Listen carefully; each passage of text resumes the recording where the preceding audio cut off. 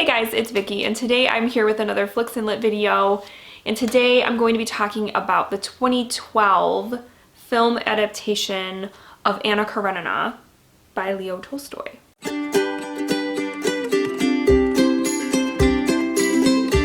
Okay, so for those of you that do not know what Anna Karenina is, it is a Russian classic that deals with a few characters. The book is called Anna Karenina, but I don't think Anna is the main character. There are a lot of characters, but it centers around this the sort of Russian elite of the time and their various relationships. And of course, Anna, the title character, gets involved in an affair with another man, and it has consequences. And then also within there, which I think attributed to the book's length, it is a pretty chunky book.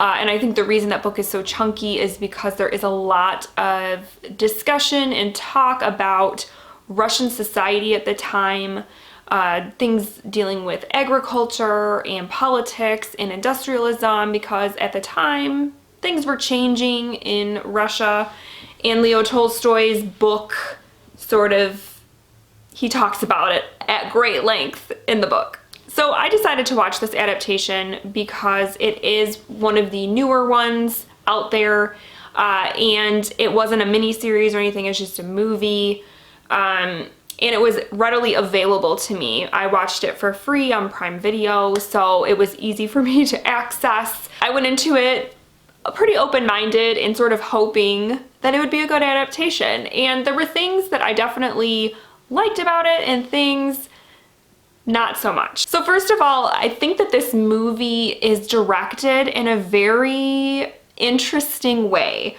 The director was Joe Wright, and I'm not familiar with any of his work, at least I don't think so. And the way that the approach to this movie is that the story is being told as if it were on a stage in a theater, which was interesting because some of the scene changes and things were kind of cool, because it's kind of like when you're at a play and you kind of see them changing the scene really quick as things kind of like turn and move and people are coming on and off, and the stage is changing and it happens right before your eyes, and that kind of stuff happens transitionally in the movie, and that was kind of cool. But then there were parts where I feel like that sort of lens did not lend well to the visuals that I was expecting. For example, there's a big horse race in the book and in the movie, but because it's on this weird stage setting, it's just very confined and almost claustrophobic feeling, and I wasn't a huge fan of it in those sorts of instances, because it made the film feel, like I said, very tight and small. And also, especially at the beginning of the movie, just the way that things are moving and changing, and the music accompanied with it and everything, it almost gave off just a very like silly, goofy kind of vibe, where I was like, okay, I don't think this is supposed to be a funny story, but the way it was directed and everything, it did have a comical vibe, especially at the beginning. And so I was kind of like having a hard time taking the movie seriously and the story seriously, because I was getting sort of distracted by the direction style. And so I'm not sure I was a huge fan of it overall. Like I said, it had its merits, and some of it was very visually cool. But then I felt like it was also just a little bit too much. Okay, then let's go ahead and get into the casting. Off the bat, obviously I knew that Keira Knightley was gonna play Anna Karenina, and I wasn't quite sure how I felt about that. And I think that overall she did okay. She definitely had the quality that Anna Karenina had as a character, in which she's very down to earth and sweet, and kind of just has this vibe about her that is just likable. But I feel like in the end, Anna is she's a very broken and tragic character, and I don't think Keira Knightley quite got that in the film. Okay, and then Aaron Taylor Johnson played Vronsky, who was Anna's love interest, the man that she has an affair with, and from the first time I saw him in the movie, I'm sorry, but I thought he looked ridiculous. He has this dyed blonde curly hair. It just didn't look right. And every time he came out of the screen, I was just like, he just looks weird to me. I don't know. It just didn't carry well for me. I didn't find it to be the Vronsky that I pictured in my mind. So I wasn't a huge fan of that. And then also when I saw that Jude Law was gonna play Mr. K, like Anna's husband, who's supposed to be decades older than her, I was like, what? Like, Jude Law is not old. You know, why did they cast Jude Law?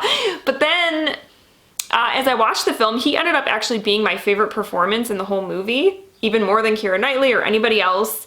I thought that he played that character the most accurately to how the character was in the book. So then getting into some of the changes they made, or, you know, things they cut out, whatever, I would definitely say that there is one, that I think there was only maybe 1 or 2 love scenes in the movie, which is more than the book gave you. All of the romantic sort of things that happened in the book were done off the page. You never read those scenes. And so obviously in this movie there was one that, especially one scene I can remember, it was the first love scene.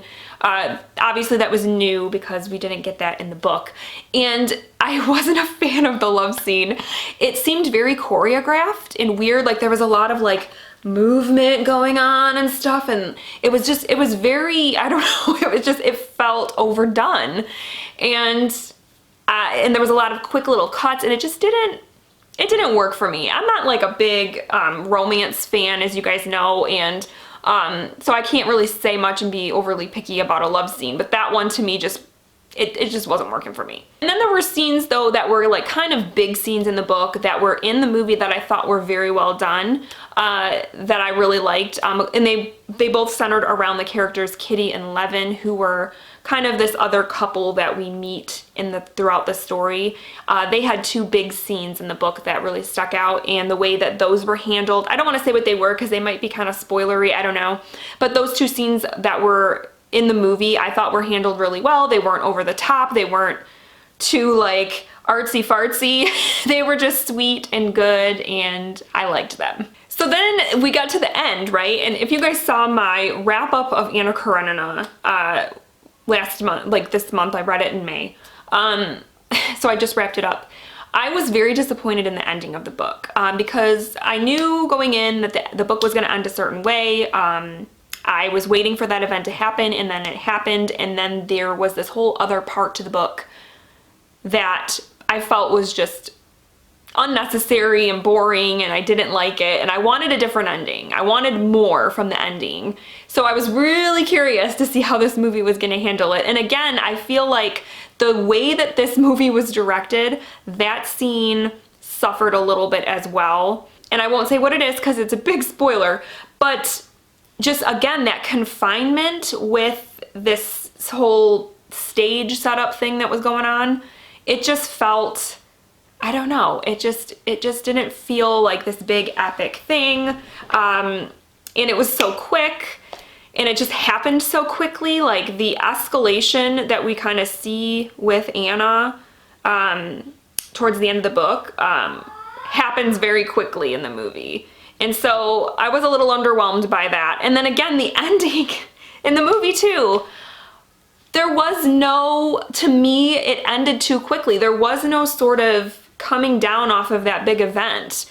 First of all, like I said, that big event didn't feel very big in the movie for some reason. And then yeah, everything that happened after that, I was just like, I wanted more out of it. So I was also disappointed in this movie's ending. So I think overall, things this movie had going for it was, I think visually, sometimes it was really nice. The costuming and everything was pretty. And some of, like I said, that unique sort of scene changing that was going on. But because of the way it was directed, it was kind of, it just felt weird. And also at times it felt like it was overly directed. The acting, I think, was over the top sometimes.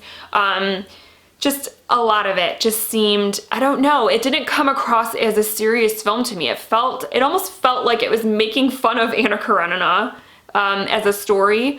and not really paying homage to the real mood and tone of the book. It just felt different, and I wasn't a huge fan of that. So I think overall, if you've read Anna Karenina and you want to watch this, I would say watch it at your own risk. I can't compare it to anything else. I haven't seen any of the other adaptations. I definitely want to watch some of the older ones, especially the one, I think it was from the 30s, where Vivian Leigh plays Anna Karenina. I would really love to see that. But I definitely want to check out some of the other adaptations, because this one I feel like just didn't quite do it for me. But I can see why some people might love it and think it's great, because it did cut out a lot of the stuff in the book that bogged the book down and made the book really long. It cut most of that out, which for me was nice, because I didn't care all that much for that stuff in the novel. But overall, I don't know, this just didn't feel like Anna Karenina. So let me know down below if you have seen any of the other adaptations of Anna Karenina. Which ones do you think I should try to like seek out and watch? Because I definitely, like I said, want to watch some of the other ones to compare. But this one, I don't know if it was better than the book. It's hard to say. There were things I liked and things I definitely didn't. So yes. Okay. That's all I have for today, guys. Please let me know down below, as I always say in these videos, if you have any other suggestions for future Flicks and Lit videos, because I'm always looking for suggestions. And yeah, if you've read Anna Karenina and watched the movie or seen any of the other movies, let me know what you thought of them. Okay, that's all I have for today, guys. I hope you're having a wonderful week, and I will talk with you soon. Thank you so much for watching.